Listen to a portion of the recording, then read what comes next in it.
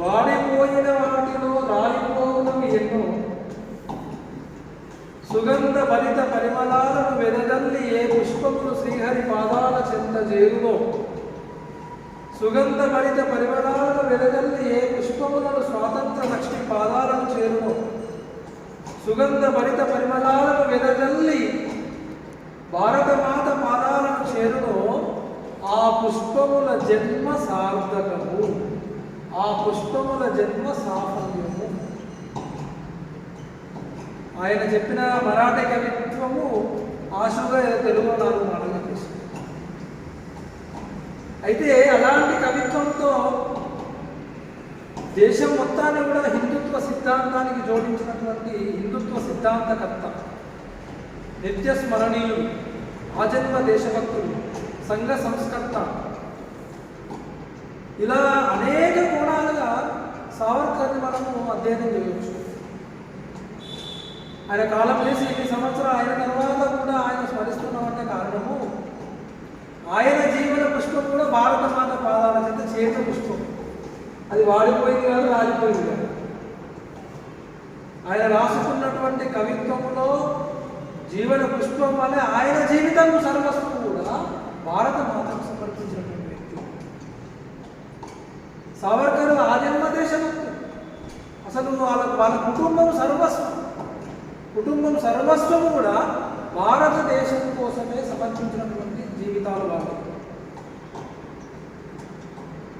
పుట్టినటువంటి కుటుంబంలో తల్లిదండ్రులు కోల్పోయినప్పటికీ కూడా అన్నదమ్ములు ముగ్గురు కూడా ఆ బ్రిటిష్ పరిపాలనా కాలంలో కూడా వాళ్ళ అన్యాయాలు, అక్రమాలు, దౌర్జన్యాలు చూస్తూ బాల్య వయసు లోపల అప్పుడు పాలిస్తున్న పాలకులు ఇక్కడ ప్రజలకు ఇబ్బందులు కలుగుతున్నాయా, నష్టాలు కలుగుతున్నాయా, వీళ్ళు ఏ విధంగా ఇబ్బందుల పాల్గొతున్నారని పట్టించుకోకుండా పీడించడమే, జలగల్లాగా పీడించడమే వాళ్ళ యొక్క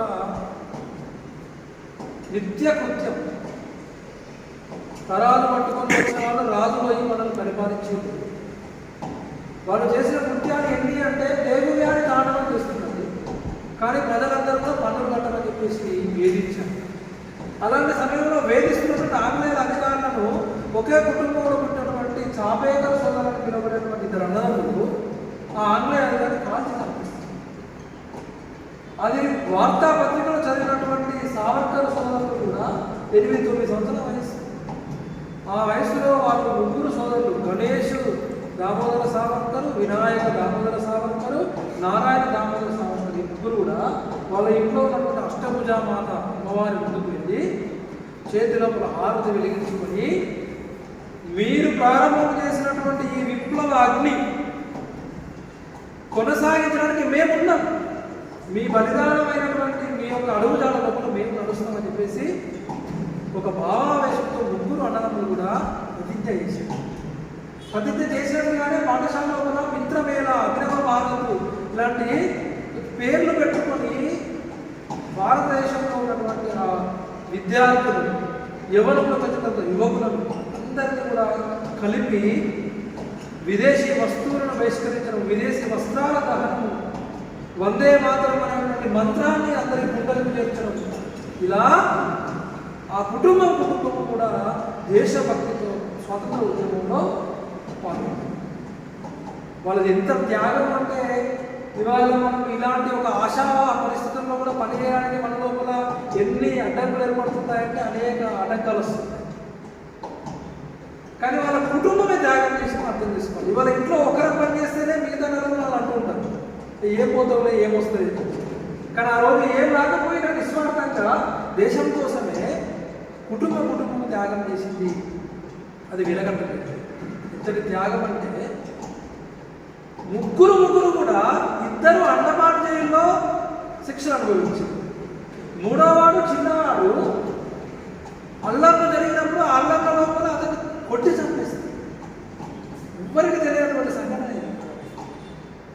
అన్న గణేష్ దామోదర సావర్కరు, ఇక్కడ వినాయక దామోదర సావర్కరు 2 కూడా అండమాన్ జైల్లో కూడా కఠినమైన కారాగార శిక్షణ అనుభవించారు. ఎందుకు అనుభవించారు?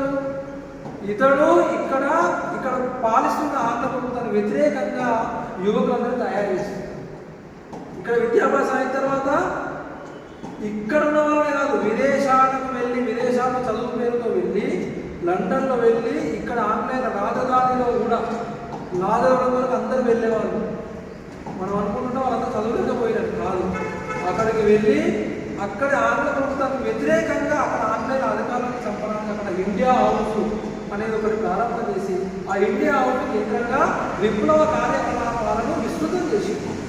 అలాంటి వాళ్ళలో మొట్టమొదటి అగ్రేసరుడు, మొట్టమొదటి వ్యక్తి ఎవరంటే సావర్కర్. ఆ ఇండియా హౌస్ కేంద్రంగా అక్కడ చదువు పేరుతో వచ్చిన ప్రతి యువకుడిని కలిసి ప్రతి యువకుడి దగ్గరికి వెళ్ళి మాట్లాడి మన దేశంలో ఉన్నటువంటి కఠినమైన పరిస్థితులను అర్థం చేయించి వాళ్ళ యొక్క ఆలోచనలు, వాళ్ళ యొక్క లక్ష్యాన్ని, వాళ్ళ సంకల్పాన్ని మార్చి దేశభక్తి వైపు తిప్పినటువంటి వ్యక్తి సావర్కర్. అలా లండన్లో ఉన్నప్పుడే మదన్ లాల్ డింగ్రాని నవ యవ్వనంలో ఉంటాడు, చాలా సంపన్నమైన కుటుంబం నుంచి వచ్చిన వాడు, జల్సాలకు మారు పేరు. అట్లా యవ్వనంలో ఉన్నటువంటి వ్యక్తి జలసాలతో తిరుగుతున్నటువంటి వ్యక్తిని ఒకసారి చేయి పట్టుకొని ఆ వ్యక్తి లోపల నీ దేశం ఎలా ఉందో నీకు తెలుసా అని ఒక ప్రశ్న ఇస్తాను.